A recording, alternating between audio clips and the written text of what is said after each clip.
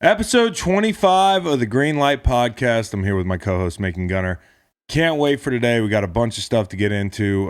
We have our favorite number 25, obviously. We have news about the gentleman in our fantasy football league that's getting dyed tips. Something's happening there. We have Eli's retirement. We have a bunch of Super Bowl rankings, from uniforms to Super Bowl rings, the whole 9 yards. And then we're going to draft all the offensive players in the Super Bowl. So there's a lot to get to. It's ambitious, but it's Friday. I'm juiced for the weekend, even if there's no football. Hopefully that energy will carry us through this pod.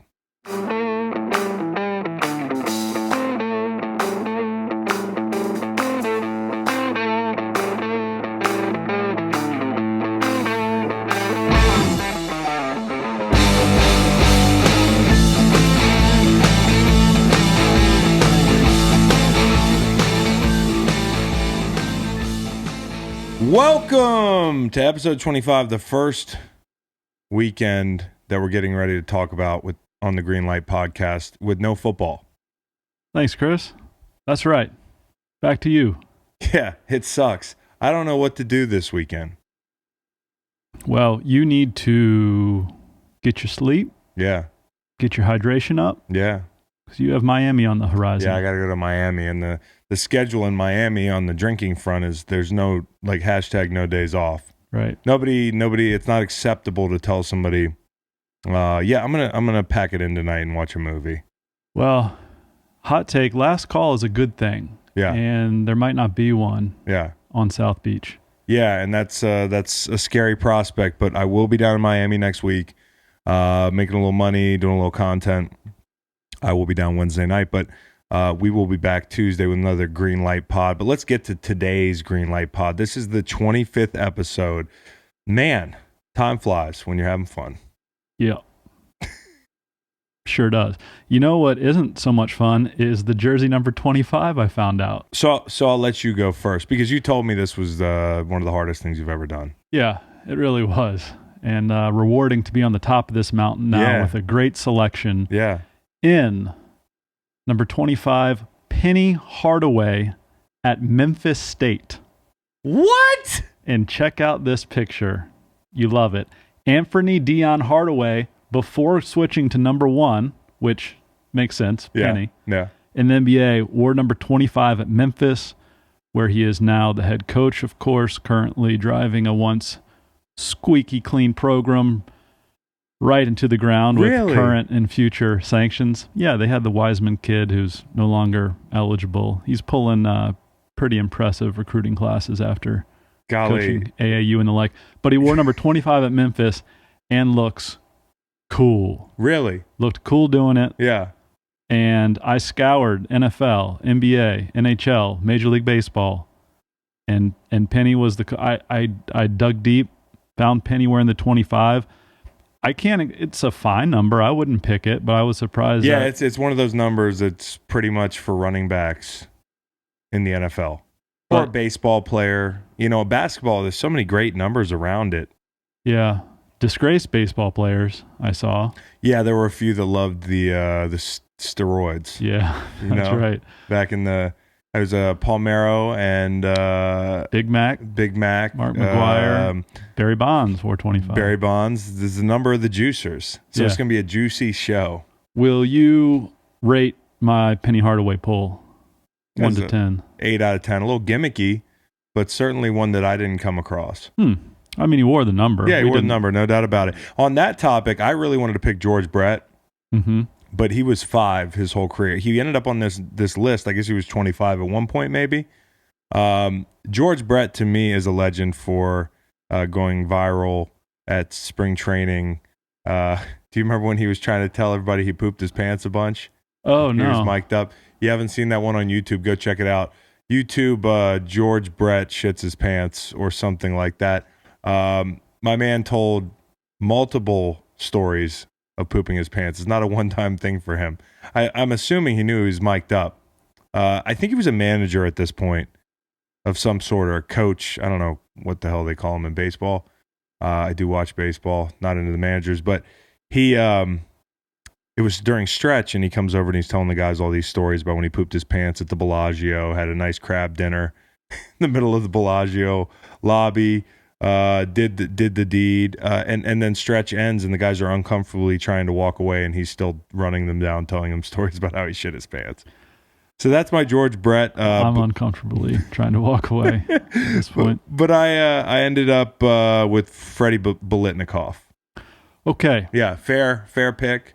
Oh, that's great hair from Fred. So Fred, Hall of Famer, Super Bowl VI MVP. That's him with the Alouettes after his NFL career on the left, and obviously with the Raiders on the right.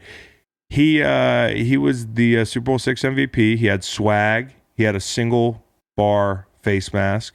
He had a dirty mustache. He looked like a real life Uncle Rico. The NFL should mandate, one Bolitnikoff type player just to keep the youth white wideouts playing hard and following their dreams, because that's basically like when you read about this guy, every stereotype was mentioned. Not a straight line guy, not too fast, really crisp route runner, really smart player, all those stereotypes. His nickname was the Coyote.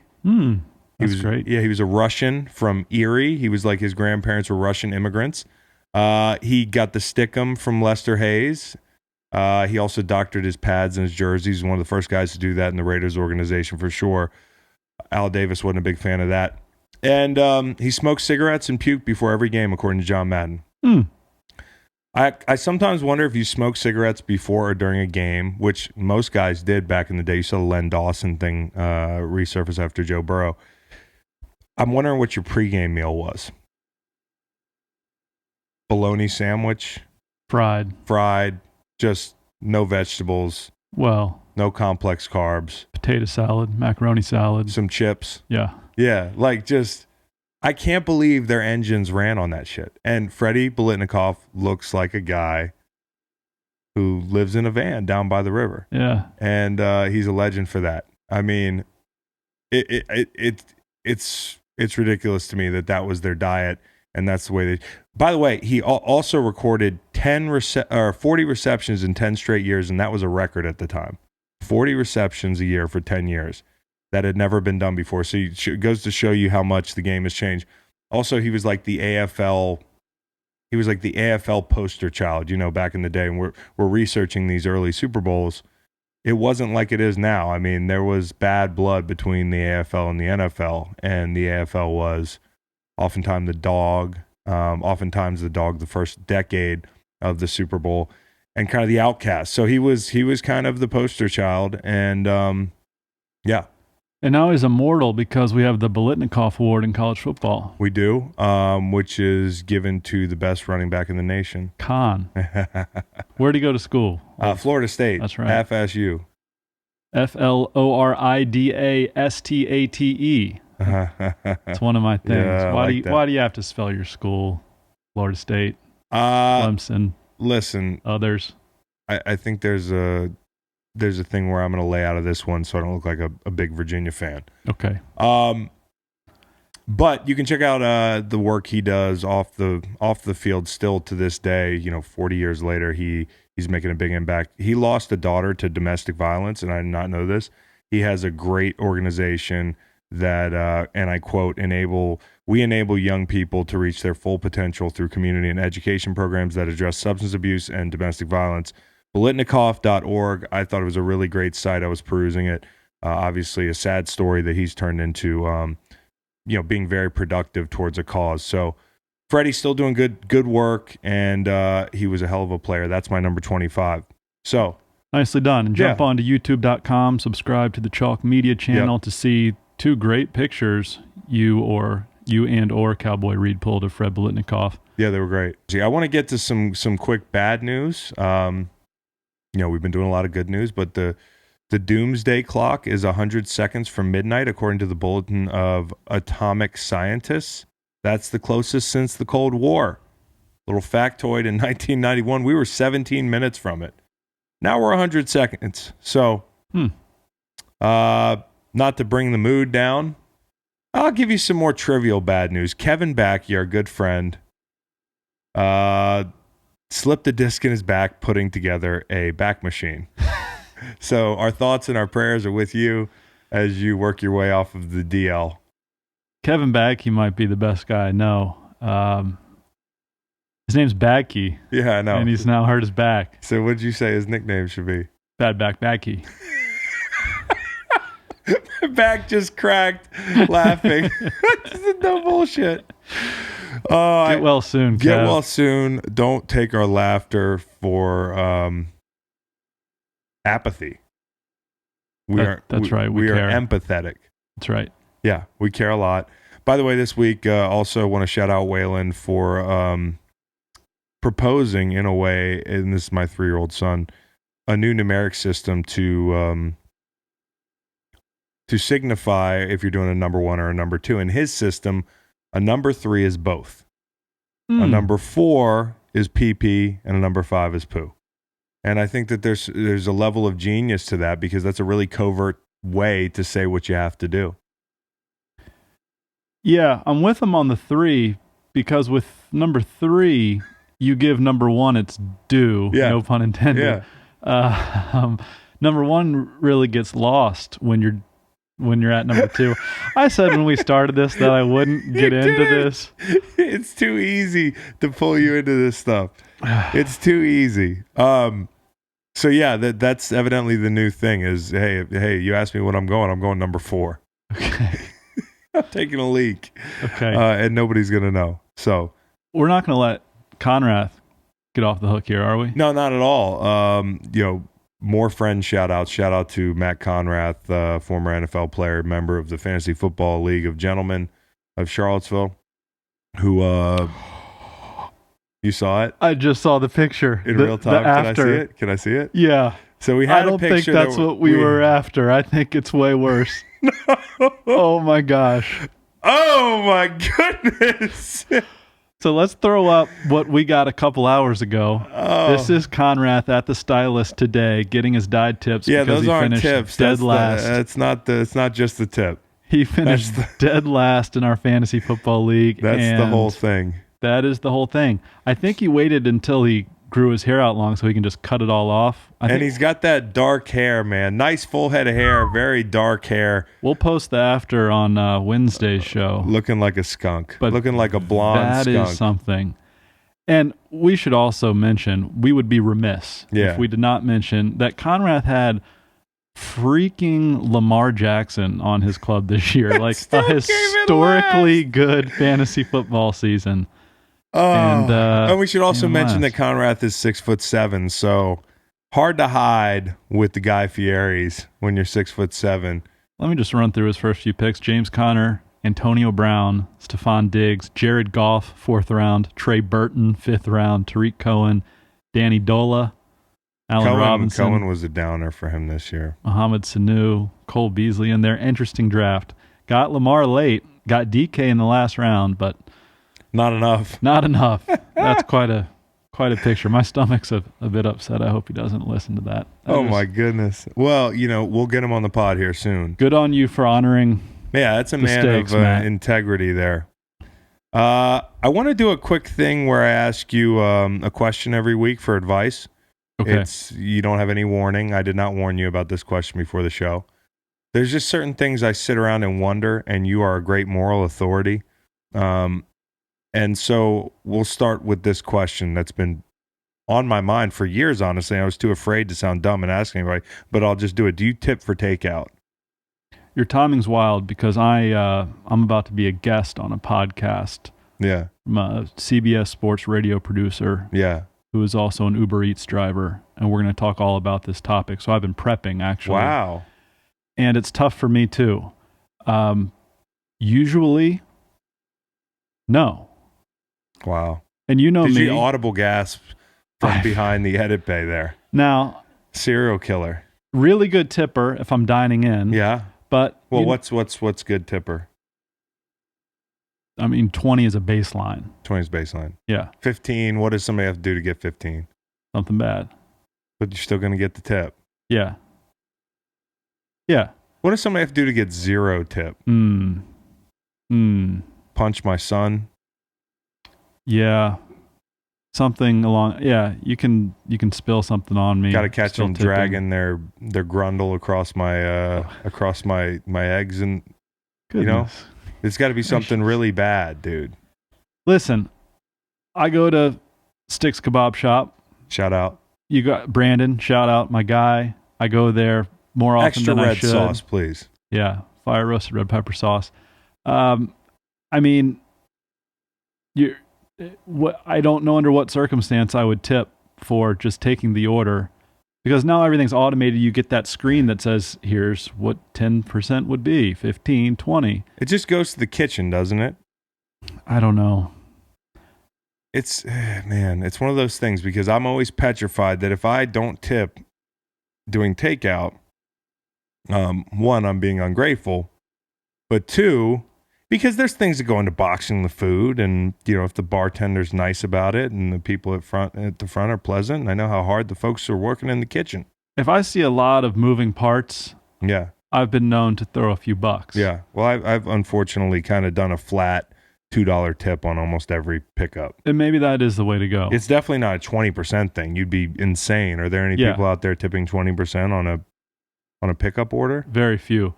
But if you're... They exist. Well, probably. Like really good people. Yeah. If you just have the automated screen, everyone knows what we're talking about. Right. I'm hitting no tip like every time. Yeah. If I have I'm not tipping the robots. Yeah, I went to the effort of leaving the home to go out and procure it. Yes, like our ancestors did. Yeah, just like the hunter-gatherers. Right. We're not that different, Right. But if you're making me sign a chit, it's hard to strike through the tip and then write the cost of the order. Understood. Because even if no one's expecting it, they're going to look at it and think, because they got to plug that back in.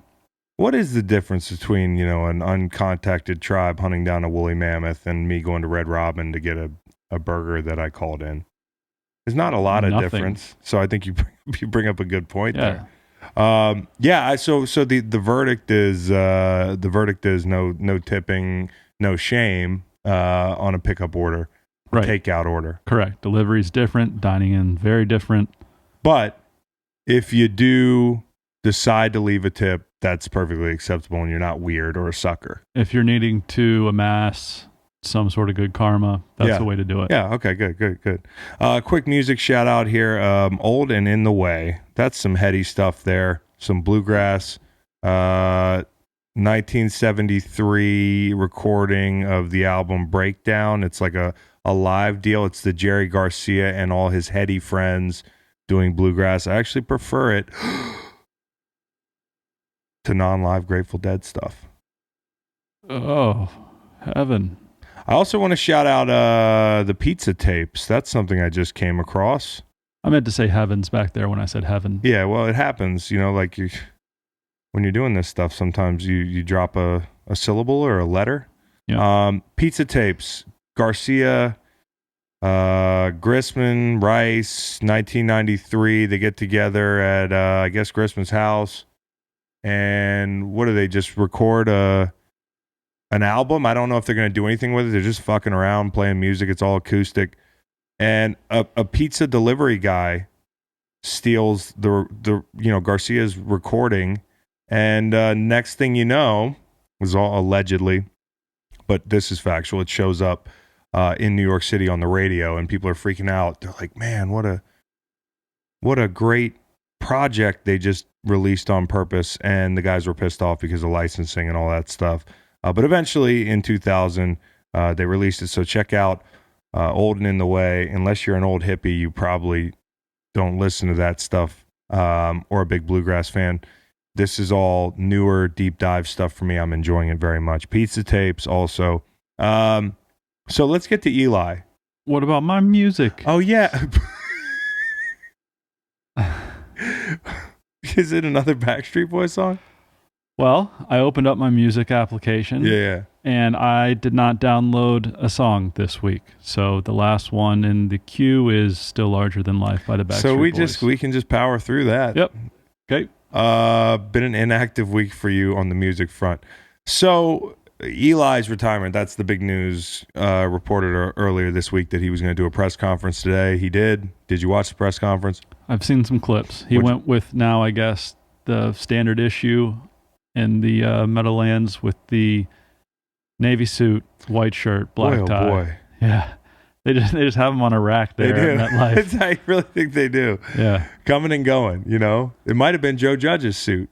Could have been. They just swapped it out. Different body type, but... And different tie, but very close.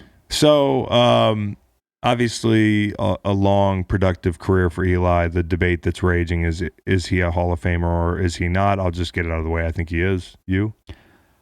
I do. And you're a Giants fan, too, though. I am. I do think he is, and I also don't really care. No offense to any Hall of Famers that listen. I know my dad at least is going to hunt you down. Yeah.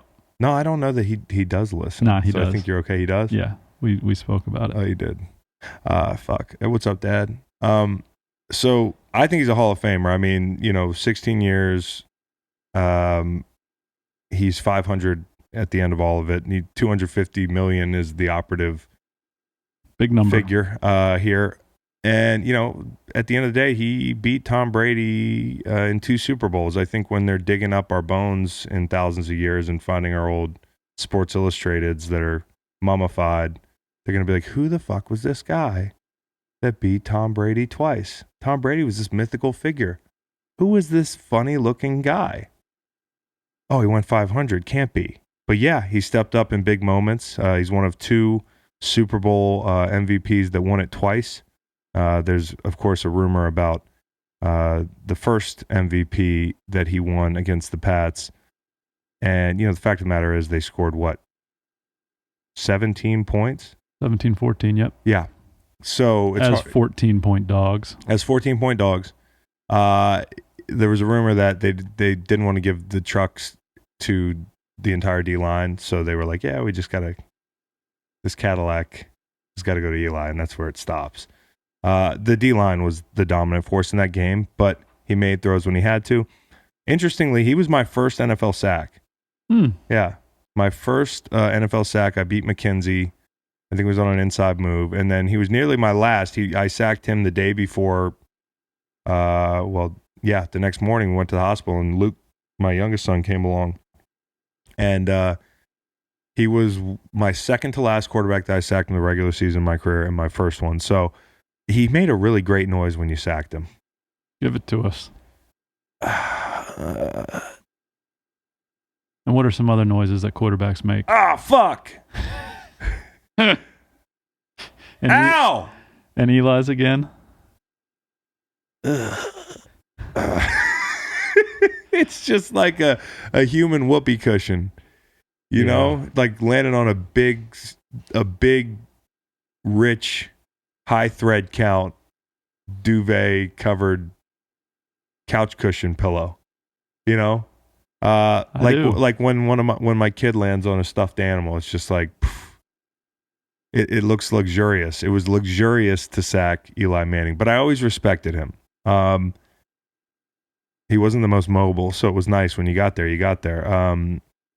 He was 7th in yards, completions, and passing touchdowns. Similar numbers to Marino. That's been a big thing that people talk about this week. 7th ever. People. People.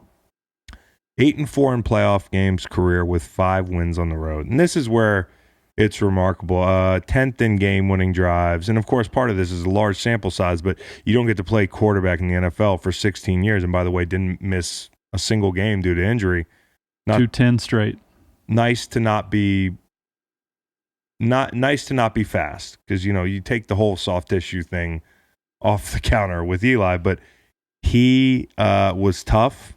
Even though he made those funny faces when you sacked him, and he tended to go down easy, he was tough and he always got back up.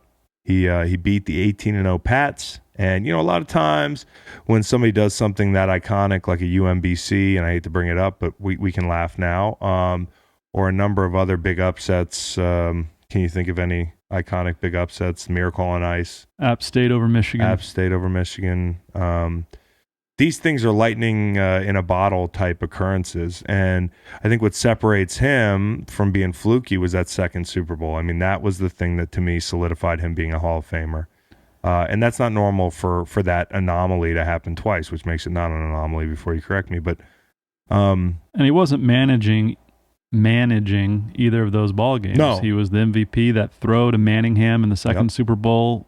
It's one of the best throws you'll ever see in a Super Bowl. Yeah. 38-yard rope on the sideline. It was a great toe tap by Manningham, but you have to realize the ball came from somewhere, and it was a beautiful throw. He didn't light the scoreboard up in either of those games, but as we mentioned, that first game, they're 14-point dogs. They come away with the win. Exactly 500 again over 16 years, 117 and 117. And that was an interesting thing to watch towards the end to see how they'd manage him, because I knew that number was important and settled right on it. The only thing he ever led in a single season at was interceptions. And that's kind of, career interception percentage higher than Blake Bortles. That's what some people remember him for. But he also didn't have a ton of weapons around him. He had Plaxico, he had Amani Toomer, he had Odell late, certainly not in his prime. And he got Saquon and Odell together for a blip on the radar. And Tiki for a blip. And Tiki for a blip. And they weren't winning when they were all together. The only thing, he got fucked by McAdoo on the consecutive stars thing. Yeah. That was the one thing that to me was totally curious. But I think ultimately, and we'll get to why I think he's a Hall of Famer, but he fought an uphill battle, I think, his whole career because of his dad, because of his brother. He fought an uphill battle because he refused to play with the Chargers. I think that soured people and played into that narrative right off the bat. But Elway did this with the Colts, and people don't remember that as well because it was a baseball ultimatum. Like, I'll go play baseball. He was hated for his demeanor, but ironically, his demeanor is the one thing that I think allowed him to thrive and survive in New York. Playing in New York City, you talk about Messier, Jeter, Manning, obviously different levels of players, but same stature in the city as far as bringing relative success to their respective teams. And you had to, I think, be that kind of white bread, bland personality to get by in that city and not let. I don't know how Tom would have done Brady in New York. I don't know how his brother Peyton would have done. They're two totally different people psychologically and from a standpoint of their personalities. And as a Giants fan, and maybe for others who aren't, he was profoundly likable because of this personality. Yeah. And for those who don't like him, he was an easy punching target. bag. And yet he's not going to punch back. Right. He doesn't care. Yeah. Yeah. And it seemed like the sort of guy who really had blinders on, went out, played football, had a private life. And loved by teammates. I mean, that's truly, I texted a number of guys he played with today, asked him, is he a Hall of Famer, and it was a resounding yes. And if you look at their Instagram posts, it's funny, nowadays you can tell a lot by a player about what his teammates say about him. You want to know what type of guy they really are. Teammates are going to necessarily trash you, but it's a lot of times if it's bad, it's what they don't say. These guys are going out of their way to praise the hell out of him, knowing that there is, I think, this narrative where he's an kind of guy or an kind of quarterback. And I think his teammates have done a good job of building him up in this moment for him. And another thing was he was one of the luckiest quarterbacks. You had the Tyree catch. He worked hard to get out of that massive humanity to get the ball in the air. He did. And listen, if he was more mobile, I think people might say, look at that, look at that escapability. Wow, is Deshaun Watson like? He threw up a prayer and Tyree came down with it. But it wasn't just that. It was the Hail Mary in 11. Mm-hmm. And then, the next game, I think it was Kyle Williams, not the D-tackle Kyle Williams, the 49ers, 2 late fumbles against San Francisco. And then capped that with obviously the perfect throw to Manningham. So that was kind of his moment where you're like the kid getting made fun of and getting bullied, and then you punch the bully in the face and everybody kind of shuts up. That was his moment. That throw was like everybody just stopped talking for a second. Now, we still like to have fun with Eli, but he's a 2-time Super Bowl champion. Jim Plunkett was a guy that gets brought up as somebody who's deserving to be in, and I think Eli's got a similar kind of resume. So again, quarterback is a position I think you can get rewarded for your postseason work, even if you're relatively average in the regular season. It's not like people keep asking about Edelman. Is he a Hall of Famer or that whole thing? It's harder to weight a wide receiver's success in postseason than it is and justify a nod when you've never been in the top whatever in anything, or you've never had the accolades, which of course are voted on by fans as well. But Eli, he's only got one more Pro Bowl than Andy Dalton to that point. Take the Pro Bowl thing for what it's worth. Nothing. But what you do is you go out and you make those two big throws, and that's what we care about. Like, we don't put people in the Hall of Fame just for their regular season stuff, unless they're just exponentially better than everybody else. Plays alter legacies. You think things are a little bit different. I thought of a couple plays. An Edelman catch against the Falcons. Forget Shanahan not running the ball. Edelman doesn't catch that ball. Is Shanahan now? Is he still in Atlanta? Is he gunning for a second Super Bowl on his second team? What's different? A Malcolm Butler interception against Seahawks. What's the difference in Russell's legacy that way? You're looking at him totally differently. It's a play that has nothing to do with him. You got no PI against the last year in the NFC Championship. You've got the Minnesota Miracle. How does this affect Drew Brees? Like, you don't know if he plays one more game. Does he have one more ring? Like, we throw these things around like they're absolutes, but these plays matter. Good research, good prep. No, I just think it's a pointless conversation. The plays happen the way they happen. Exactly, and my point is that, like, if you're gonna say, well, it's just two plays, that's part of it.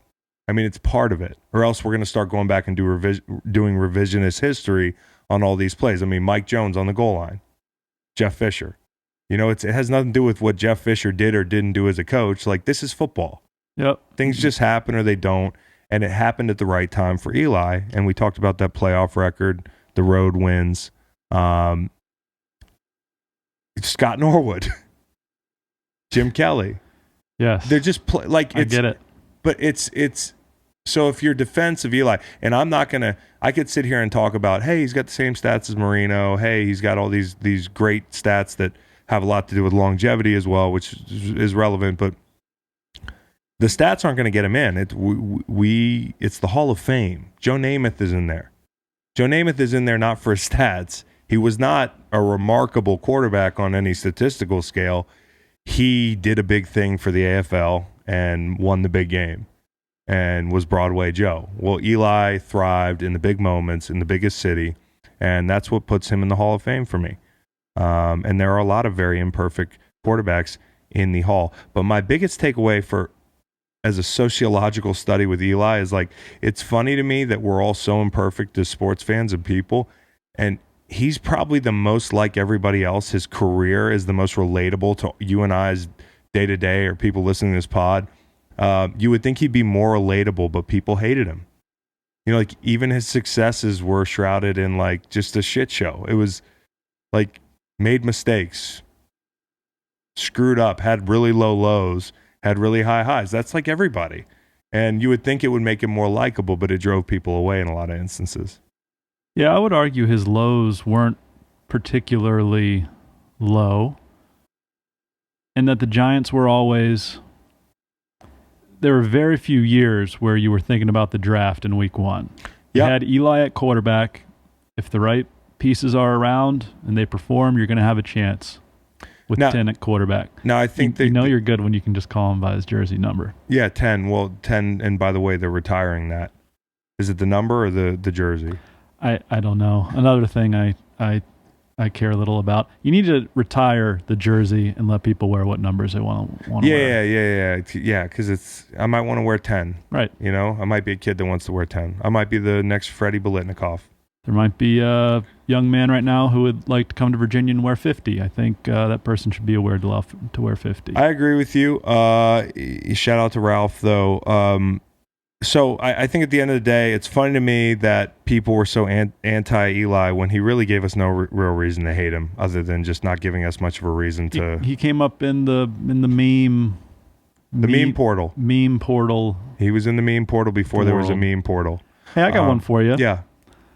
Elijah Nelson Manning IV was born January the 3rd, 1981 in New Orleans, Louisiana. He's the fourth, but Pops is Archie. Yeah, what? So can you just pick somebody from the lineage who's a third? There was an Elijah Nelson Manning III, maybe like an uncle. I never thought about that. And then just make him a fourth, I never thought about that. Because Archie... Where's Archie? Is his real name Archie? Archie is Elijah Archibald Manning III. Go. Different middle...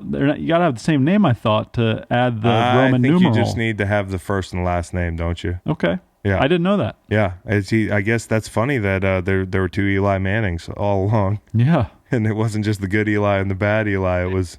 And like Howie Long and his third son... Is Howie. Eli was not the oldest. No. Wild. There's all types of rules here that we're breaking. So, yeah. Congrats to Eli on a great career. Seemed like a great guy. I've never really heard anybody say a bad thing about him as a teammate. And again, go check out Justin Tuck, Strahan, a bunch of those defensive players that you would think would want more credit for those runs and had nothing but good things to say about him. Super Bowl stuff, man. This is the meat and potatoes here. We got about meat and potatoes. Yeah, 35 minutes left. Yeah, let's do it. So we're gonna do uniforms. We're gonna rank the uniforms from all the Super Bowls. We're going to give our top fives, respectively, if you did your homework. I don't know. We're also going to rank the Super Bowl rings. There was a really interesting article that came out this weekend. What was ESPN? Yep. ESPN.com did a cool Super Bowl rings and commentary stories piece. And looking at these rings, they're all beautiful. Well, most of them in their own way. It was way easier to find 5 Super Bowl rings I liked than 5 uni combos. Wrong. Really? Bad take. Wow. And then logos. We'll talk about the logos as well. We'll rank Super Bowl logos. We'll do a couple prop bets. And then a lightning finish where we're going to draft the offensive players on the 49ers and the Chiefs. Sounds great. Yeah. So let's start with the unis, man. Do you want to get the first stab at it here? Sure. Thanks to Reed for helping me. Yeah, Reed pick stitch this thing up. Stitch these things together. So I had to go to 6. Oh, wow. Well, maybe I had to do the same thing. Okay. And throwing up my first set of 3 on YouTube.com. Now, there's a common denominator here, and that is... The Raiders. The Raiders franchise. You got Big H there, bottom right. Yeah, look at him. Way. Chasing Theismann. So up here, I have Super Bowls 2, 11, and 18, respectively. Yeah. Now, the deal is, if you have that silver, white, silver combo or that silver, black, silver combo, anything else looks fine. That first one's so old, Super Bowl II, it had to be colorized after the fact. They're playing the Vikings there. Solid. Minnesota. Yeah. They're playing the Packers there in, actually, that's Super Bowl II, Raiders-Packers. Off to a great start. Oh, there's Freddie B, yeah. Raiders-Vikings was Super Bowl 11. That's Freddie B. And then we have Super Bowl 18 in 84, Raiders Skins with Raiders Washington team with 75 there. I just think if you have that steady palette there, it's hard to go wrong. And the Packers and the Washington team are symmetrical with their helmet matching their pant, which is important to me. That's one of your weirdo things. You have any issues with that? No, I don't. I mean, I would say the Super Bowl, 18 is not one of my favorites. That's my Pops. Yeah. That's not one of my favorites of the Raiders. The biggest, I do like Super Bowl, whatever the hell it was with the Vikings. That's beautiful. Anytime, like you said, the Raiders are on the field, there's an opportunity if the other team doesn't screw it up to unlock a beautiful marriage.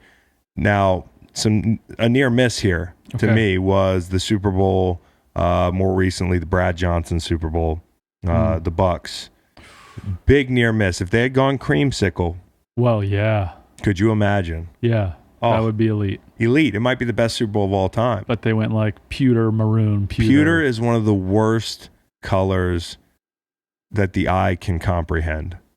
Pewter is the color that everybody's pickup truck was in like 1998. Like just this disgusting muted. I like what the fuck is that color? Pewter. It's awful. Am I being harsh on pewter? I think pewter's okay again in moderation. Yeah. Pewter, I can't do pewter on a helmet and a pant. That would be too much. Pewter can be an accent. What about pewter on a car? Google image. Don't they? Search pewter. They usually call it something else. And I don't know. Looks silver to me. Looks like every rental car. Along the lines of what I just gave you there with Raiders, I have another set of 3. It involves the Dallas Cowboys. Yeah. Because when they go silver, white, silver, that's what we're calling it. Mm-hmm. Again, the other team has free reign to get colorful with it. I've included the Bills, the Broncos, and the Steelers. That would be Super Bowls 10, 12, and 27. Mm-hmm. Those are outstanding to me. And one of those, top right there, if you're watching on YouTube, is indoor. I know you have a problem with indoor games in general. I do. Indoor Super Bowls. That would have been killer outside. Agreed. But look at the others. Steelers, Cowboys, iconic. Very iconic. In that Bills run, you have Cornelius Bennett, Bruce Smith there. I remember those. That's the first of my Super Bowl memories. I'd say, well, yeah, that was about when I started picking up on it too. So what was number 1 for you there then? Oh, I'm ranking them, really? Oh, number yeah. 1? Yeah, that's part of the exercise. You know, the operative word was to rank, not pick 5 or 6. Mm-hmm. My number 1 pick is going to be... I'll go with shocking. Mine. I'll go this with... Is gonna, It's going to be Cowboys-Bills, Super Bowl 27. I can't hate on that. Thank you. That was the Bills unis don't get enough love in that era. Takes us back. Symmetry? No symmetry. It's one of the rare ones which I can do. Yeah. Red, blue, white. No symmetry. So shocker there. 2 and 3. I won't make you go. Okay. 2 and 3. 2, I'll go Cowboys, Steelers.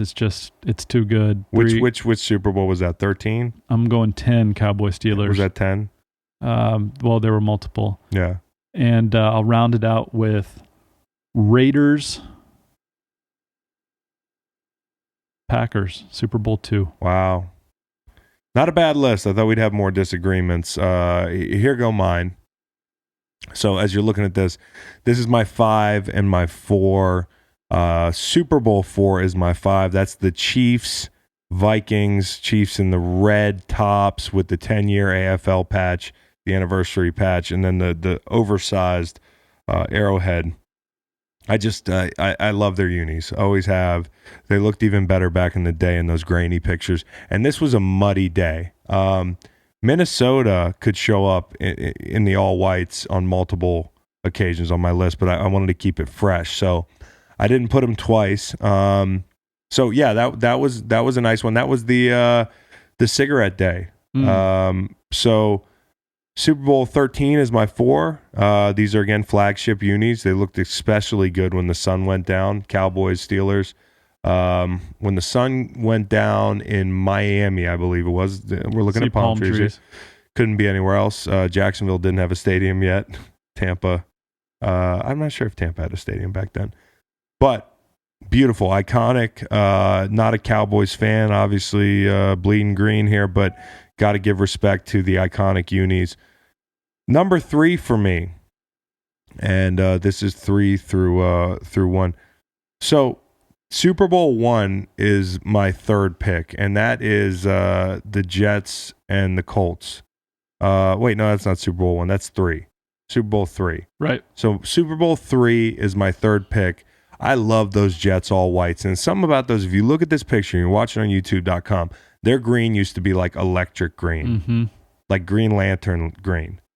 I looked at this one long and hard. Yeah, well, I mean, I like the pick. Finders, keepers, losers, weepers. I just like the monochrome icy whites. Icy. And I got symmetry with the Colts.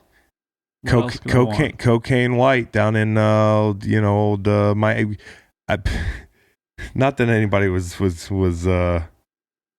grinding their teeth down there during the game, but I don't understand the reference. I think that's when people do the yeah.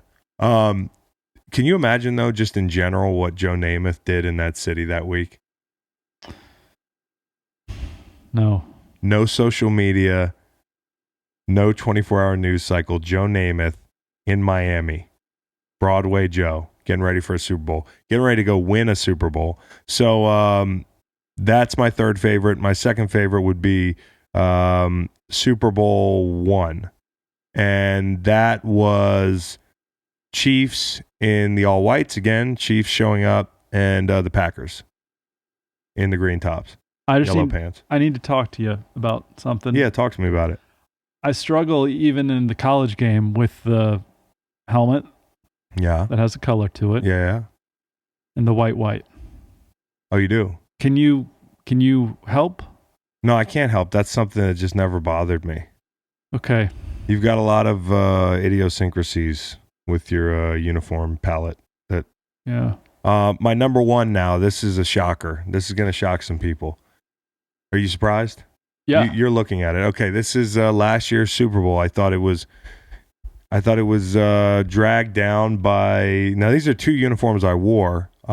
Patriots white top, blue bottoms, and the cool white socks with the blue rings, which was always a great excuse without getting fined to wear high white socks, look faster. If you can spat that up with white cleats, silver helmet, I know, again, symmetry your thing. Big fan of that. And then the Rams throwbacks there, which hopefully will become mainstays for them in the near future. If that game was played outdoor and that picture outdoors, and that picture was Gilmore catching that pick on the sideline at the Orange Bowl per se, or the Coliseum back in the 60s, it would be a thing of beauty. So that's my number one. Honorable mention. Actually, I'm going to replace my number 5. That's Super Bowl 7 for anybody who remembers it. Dolphins all white versus the Redskins or the Washington team at the Coliseum. Again, I've said this before. These are the Larry Zonkas, the Miami Dolphin Larry Zonkas. And I've said it before. If you play a game at the Coliseum with that flame lit, it's like an accelerator for great uniforms. It's like a multiplier. And the pictures, that golden hour, it's awesome. Shout out to Super Bowl 20, Bears in the white tops and the Pats in the red. Again, saw that. Yep. Bills Giants, I shouted that one out. That's an honorable mention for me. Chargers Niners, where were you on that?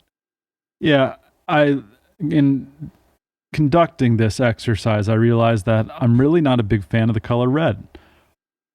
That being said, maybe just the Chargers made it. I remember that Super Bowl as a kid, and it's a pleasing head picture for me. Yeah. I think I was at William Taylor's house. Oh. Yeah, shout out to William Taylor. What's up? Yeah. WRT. Yeah, I was at William Taylor's house. The game was so boring, we turned it off to go play Sega Genesis.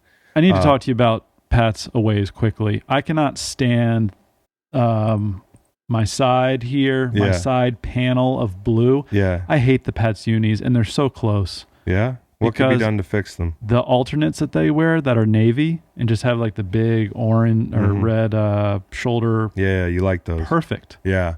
Do that. There's too much piping going on. Yeah. There's too much piping. Too many stripes that don't match stripes elsewhere, and too much piping. Okay. All right. That's fair. I mean, tomato. Sure. Whatever.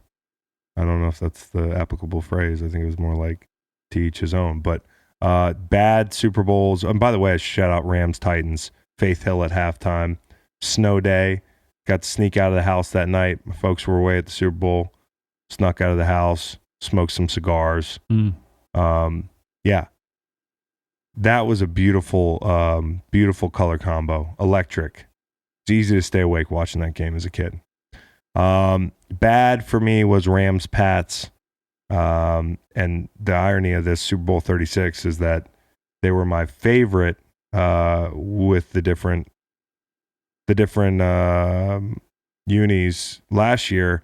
Least favorite maybe Super Bowl 36. Super Bowl 40, Detroit and the Hawks Steelers. Just everything about that was just very drab. The yellow did not work with the Matt Hasselbecks. Agreed. If you want to go through bad, we'll be here until Sunday. Well, let's do rings now. So I have at 5, and I know like people, I bleed green and all that, but the Cowboys are an iconic franchise. This was their first Super Bowl. It's kind of it's a little. Did you used to play Kirby, the video game? No. It's got a little Kirby vibe going. It's like a blue star with I don't know if that's a cushion cut diamond in the middle. Since I was ring shopping, it's been some time, but very simple ring, not as gaudy as some of the later Cowboy models. But their first one, that's 5 for me. 4 is going to be the Raiders, the Biletnikoff Super Bowl 11. That was a big victory for the AFL. And it's simple. Again, I was kind of drawn to some of these simple rings. It's a football shaped diamond set with a black background. It's very, 1975, 1977. Yeah, 77. 77. So a badass looking ring for a badass organization and a historic victory for that team. Now, this is my only like relatively modern era pick at 3. It's the Packers, Super Bowl 31, the New Orleans game, Brett Favre, bowl cut. We talked about that. We're going to talk about that with the logos too. Yeah. I think. Super Bowl 31, very gaudy relative to the other ones I picked here, but it's a G, bunch of diamonds. It's not one of those oversized rings though. It's still it's got some bling without being over the top. And then at 2, I like the Washington football team's feathers on Super Bowl 26. The red pops too. So Jets at number 1, Super Bowl 3. Certainly not the most expensive ring. Got a heavy Jostens vibe to it. Probably not worth a ton of money at face value back in the day. But really cool. I don't know, what would you call that in the middle of a square, a diamond? Well, if I'm looking dead on here, that's a square. If I turn my head just a little bit like this, pow, diamond. Diamond. Cool little football shape with like a diamond inset in the middle and some cool gang green in the background. Yeah, that might be somehow the most colorful of all the Super Bowl rings. Yeah, Chiefs had one with a similar like crimson kind of presence there. It wasn't like a bright red, but I like the older rings. So yeah, that was my 5. My turn. Yep. I had representatives from Super Bowls 24, 28, and 43. Here you go. My 3 would be that Dallas Cowboys bottom left. Symmetry, once again, here's where I have trouble. When you put world champions on a ring, Yeah. which is what almost all of these have, there are 5 letters in the word world. Yeah. And in the word champions, there's many. 9. There's many.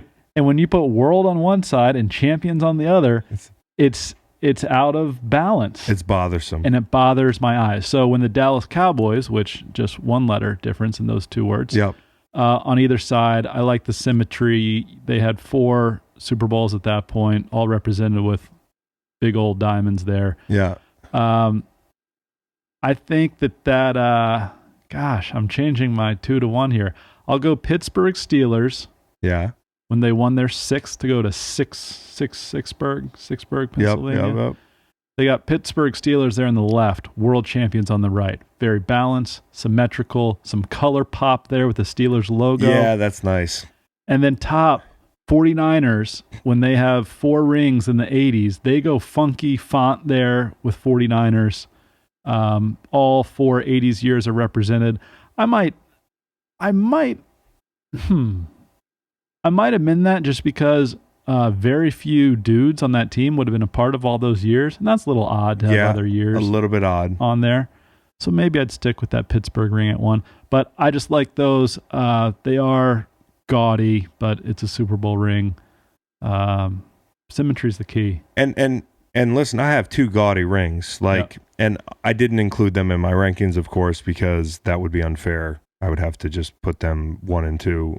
Whatever order they would be. I might what order would they it be? might actually be Patriots first. Even though I don't like the look of it, it's so, I don't know what the word would be, oblong. Is it oblong? What is In which case what does it would be oblong look oblong. like? Like a football. It's oblong. a funny shape. Okay. It's a funny shape. It's like to fit all the diamonds in there, they had to make it so big, so big. The Eagles one's a little bit more manageable in size, but the thing I like about, oh gosh, it's hard to rank the two, and this is why I didn't do it. The Patriots, we had 283 diamonds in there for 28-3, which I thought was an interesting touch, and I liked it. And the touch I really liked on the Eagles side was they had the underdog emblem in there on the inside of the ring, which was German cool. Shepherd. Yeah, a little German Shepherd. So I love those. I love the gaudy when it's done right, but it's rarely ever done right. And that's why, for me, the Green Bay was such an outlier. But again, that was the 90s. Things have changed. Where do we go from here? Let's do logos real quick. First off, they become corporate. We talk about this a lot.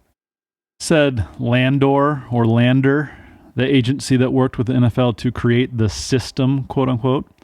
A sports event of this stature needs a consistent, a sports event, iconic like Rob Lowe identity, in his NFL hat, a symbol that fans could immediately recognize, much like the Olympic rings. Just like it. The logos stink now. It's just a big Lombardi trophy with Roman numerals around it. They used to be fire.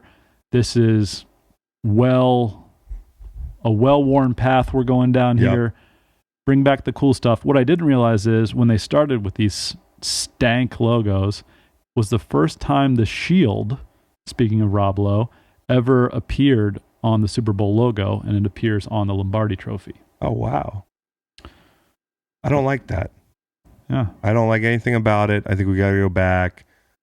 You're trying to brand it like the Olympics. I read the same thing. Back in the day, you had, Super Bowl 33 was in Miami. I was reading about this, and the guy who designed it was like, well, it was cool. They gave me an objective, and I got some creative leeway to fit the logo to the city. And Miami in 33 was an example. Super Bowl 36 was right after 9/11. Although the logo isn't great, it didn't crack my top 5.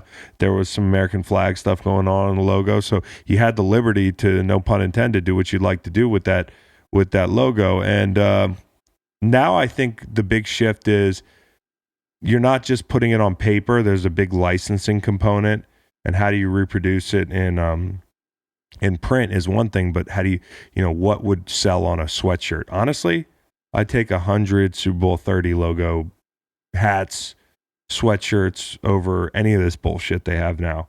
And that's a little preview into my list. I have at number 5, Super Bowl 31. That was the New Orleans logo. That's the Reggie White. These are Brett Favre running down the field. Great picks, Chris. With the bowl cut. Super Bowl 31 is my 5. At 4, I have Super Bowl 3. That's very Tecmo Bowl looking, but it's very fitting of a Super Bowl that occurred circa 1970. And then at 3, I have 21, which is obviously, as you can see on the logo, played at the Rose Bowl. It's one rose with Super Bowl in a very retro font and a nice clean Roman numeral XXI bottom right.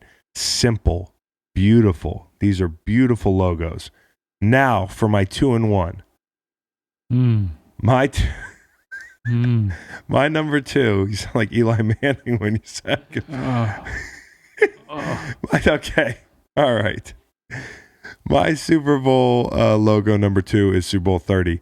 I just thought it was very cool. It was obviously played in Arizona. You got the Arizona vibe going. I think the movie Triple X cheapens this entire experience for me with Vin Diesel.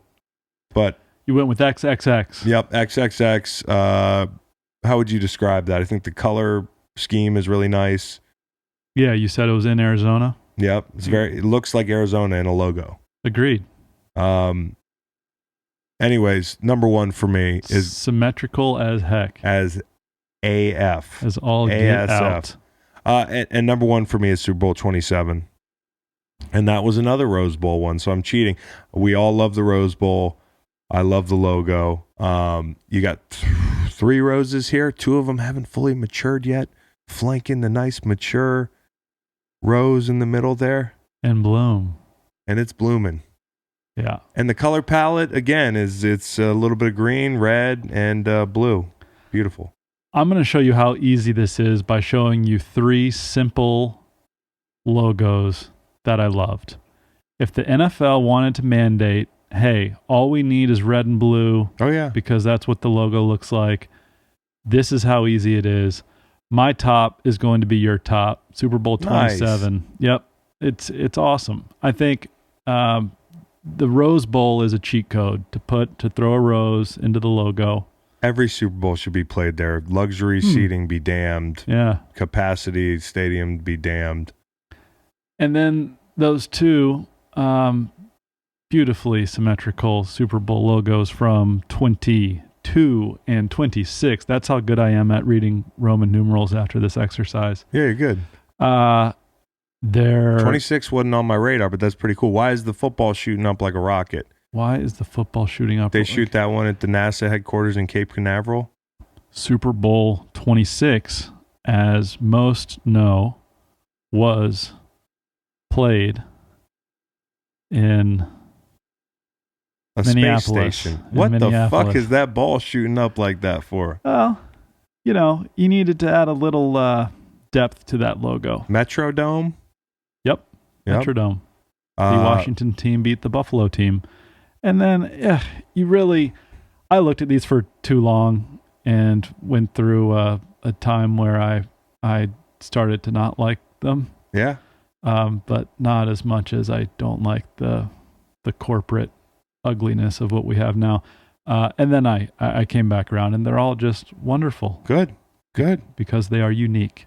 Well, maybe one day it'll go back to that. Another idea I was thinking about while I'm thinking about all the Super Bowls is I wonder if one day in the next 25 years, do you think we'll have an international Super Bowl?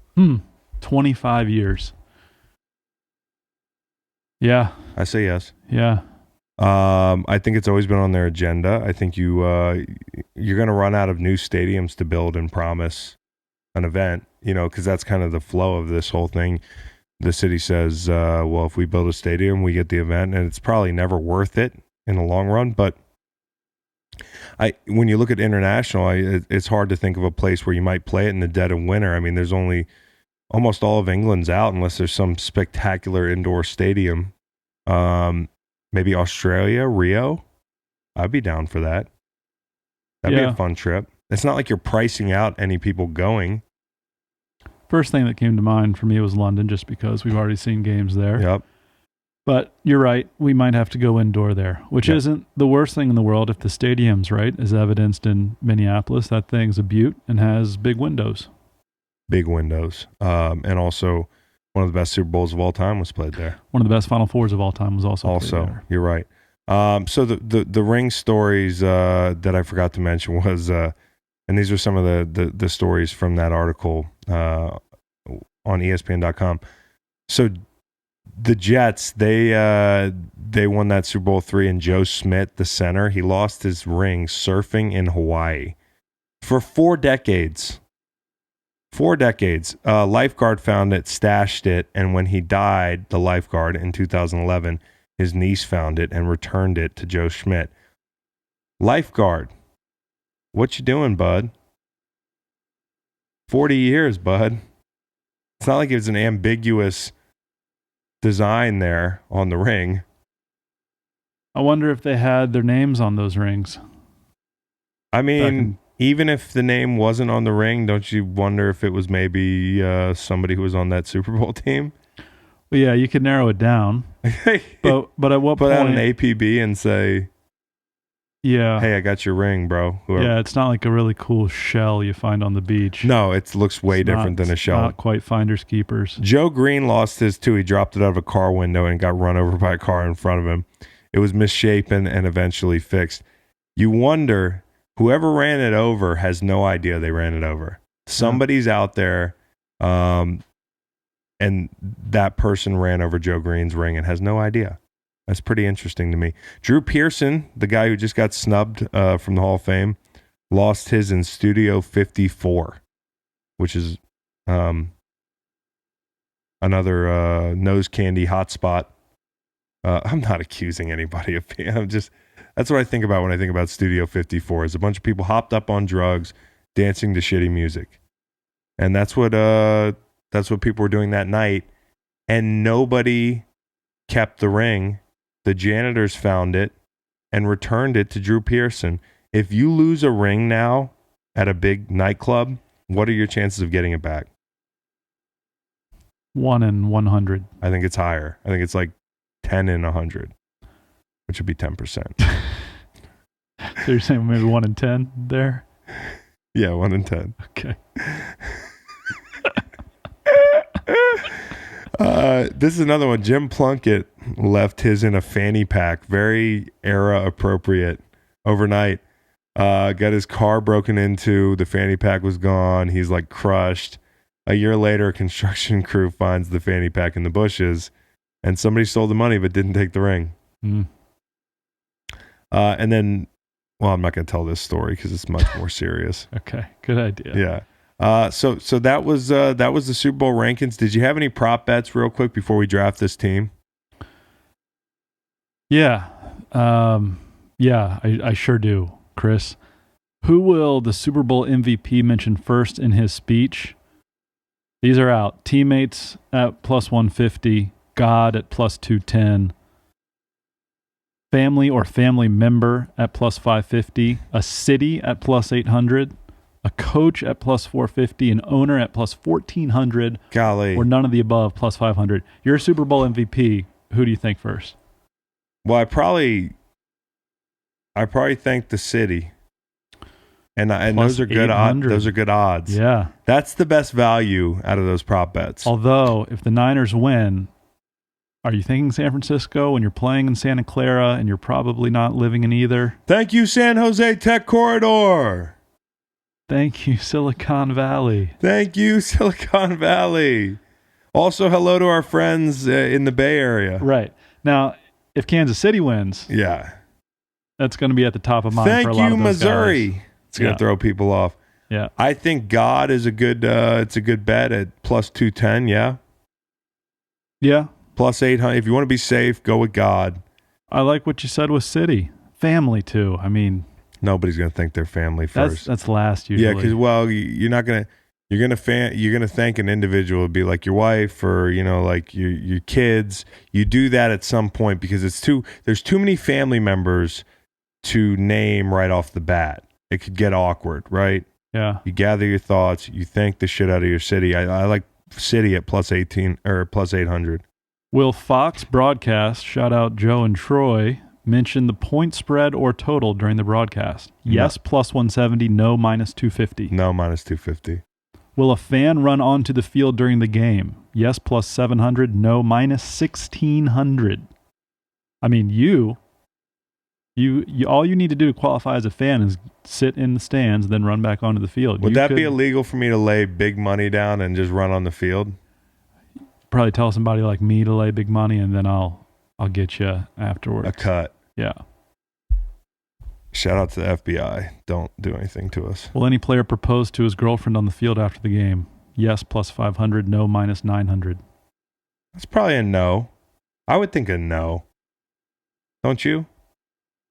Because you have to listen. Here's the thing: if you're going to do the proposal thing, it's contingent on you winning. Yeah, you're not going to propose after a loss. So it's yeah, and it eliminates, one would think, the married folk on the team. Yeah.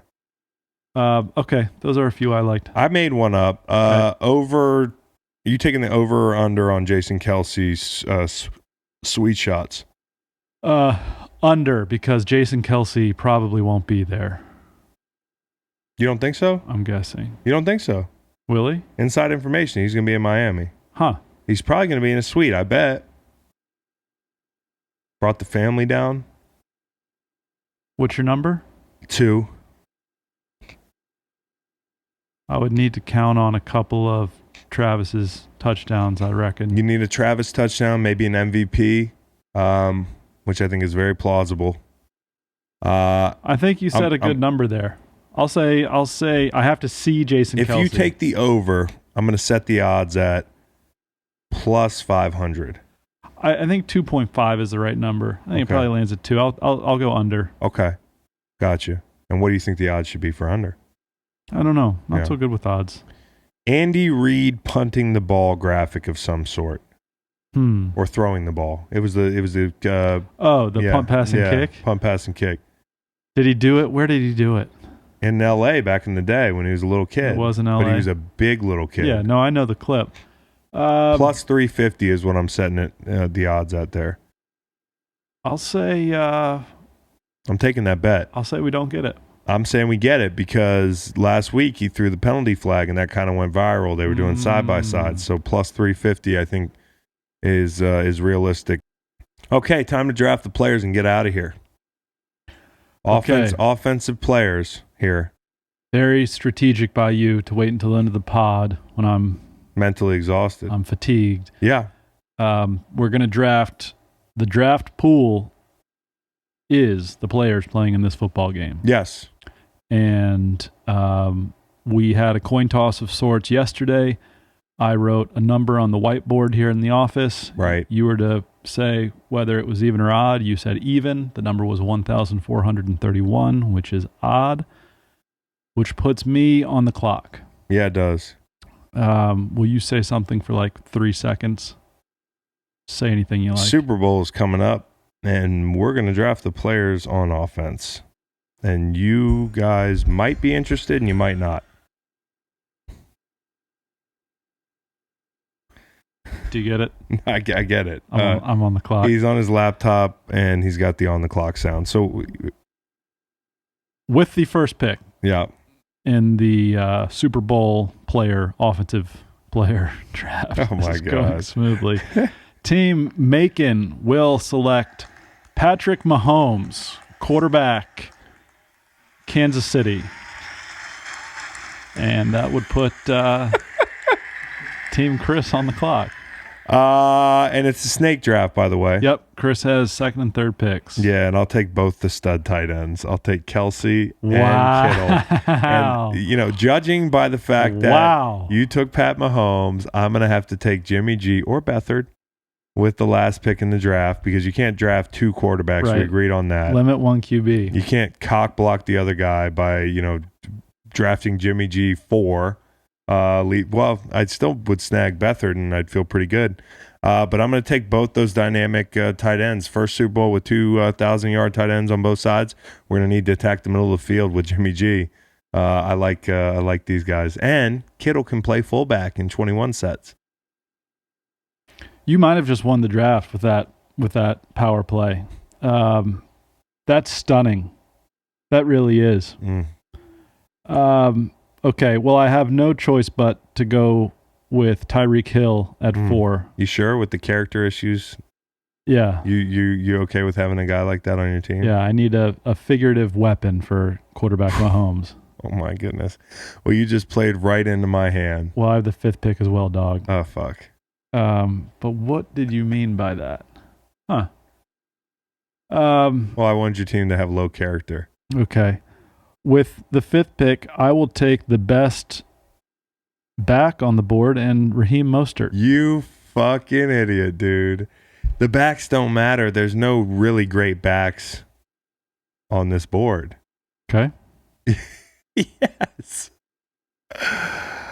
I will take Deebo Samuel.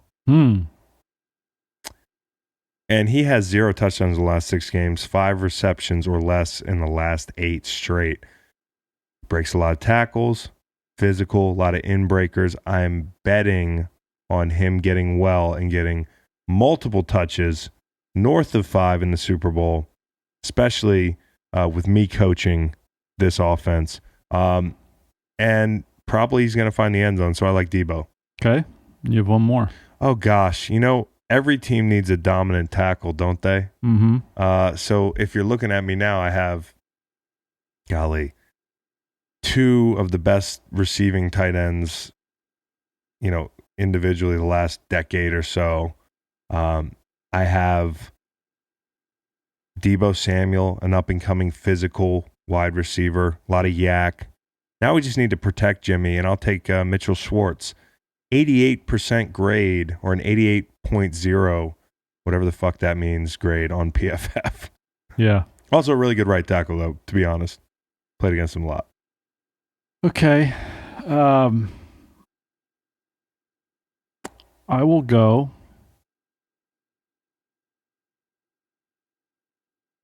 Yeah, I'm going to shore that up. I'm going to go Joe Staley and Mike McGlinchey. Oh, good for you. You got your tackles off the board. Couple of tackles. Good for you. So I have Kittle, Samuel, I have Debo, and I have Schwartz. And you... You need some more time to do research? I'm just typing my my guys up here. So I've got one tackle in Schwartz. I could go Brunskill.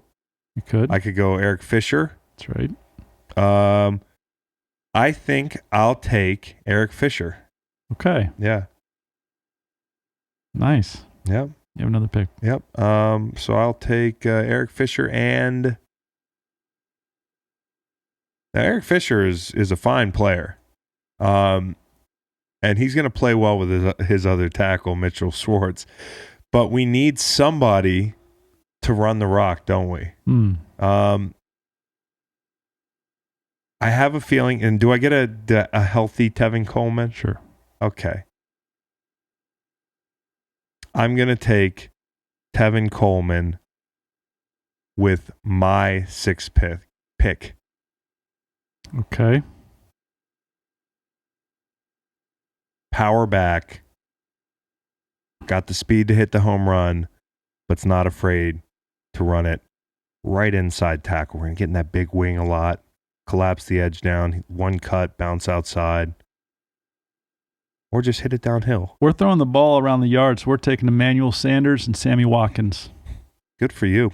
Thank you. So at this point, I've got the best receiving or tight end core of all time. You don't need to talk about your team at every pick. It's just helping me. It's helping me, take a look at my roster, see what we need here. So we need two guards and a center. Or we could just take another wide receiver. Now, I'm going to go ahead and take Ben Garland. It's important to have a center who is one of the better centers in the league, also going to be climbing Killy with waterboys.org here coming up after he might win a Super Bowl. He's going to be my center.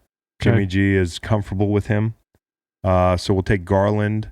And I will take, gosh, this could be the first big reach of the entire draft.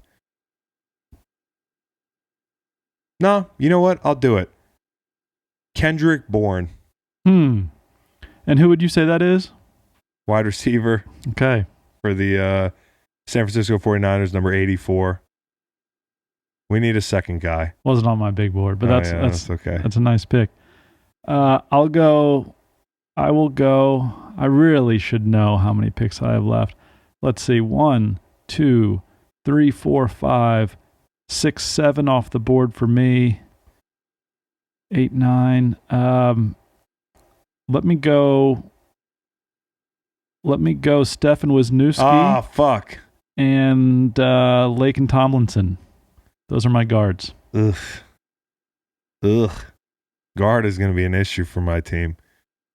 But you can cover a lot up on the interior with good center play, good tight ends. Good tight ends. I'll take Wiley and LDT. Okay. You want to say his name? Tardif. Tardif.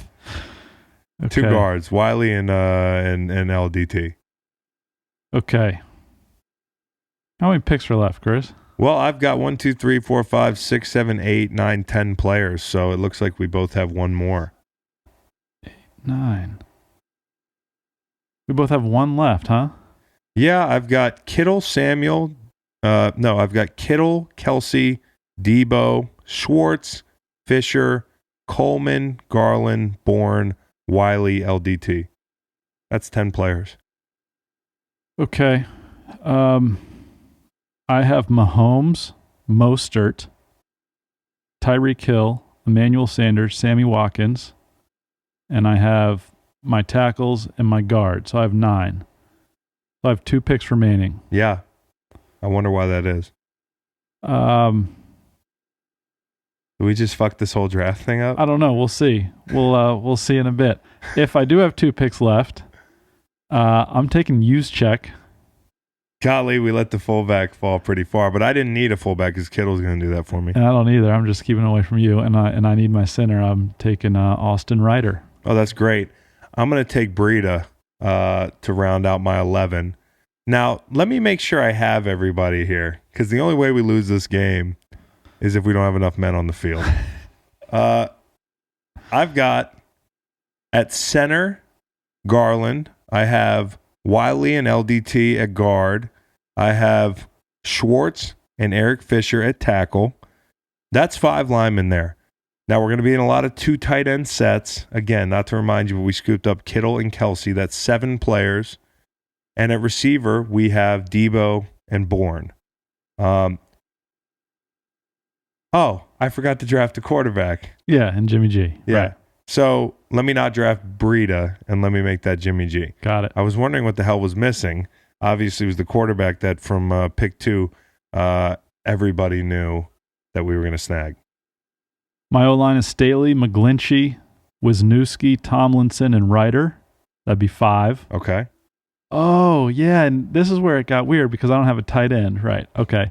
So you're going to be in a lot of 10 personnel. Right. So then I have Mahomes as my 6th Your player. team is terrible. Mostert, 7. And then I have, my team is terrible. Then I have Tyreek Hill, Emmanuel Sanders, Sammy Watkins, and then my de facto tight end just ruined all of your S is Kyle Juszczyk. And I'm gonna run. You're going to line show. him up and like everywhere. Okay. You think of a place, I'm lining him up there. Okay, good luck matching up with my 2-headed monster. Defensive draft coming Wednesday. Yeah, defensive draft coming Wednesday, and we'll base that off the offenses That's right. that we've drafted today. So thanks for hanging with us. That was our draft. Again, you can, if you're watching on YouTube, you can check out our drafted teams right now. So we got not much to watch this weekend. I don't know what the hell we'll talk about. Tuesday, probably the Super Bowl. Watch some chalk content. Oh, yeah. Well, if you're sitting at home, yeah, watch the Lane Johnson interview we did. Look at some old stuff. We got Fishbowl popping up on iTunes and, Spotify, all your little devices. You can watch them you can listen to them on your iPhone, right? For those of you who have kept Twitter, on you your can watch droids. clips there. Yeah, we've got links. So yeah, we got good stuff up on Chalk. So check that out. And then Tuesday we'll be back before I head to Miami and take this show on the road. So thanks, and y'all take care. Take care of yourselves.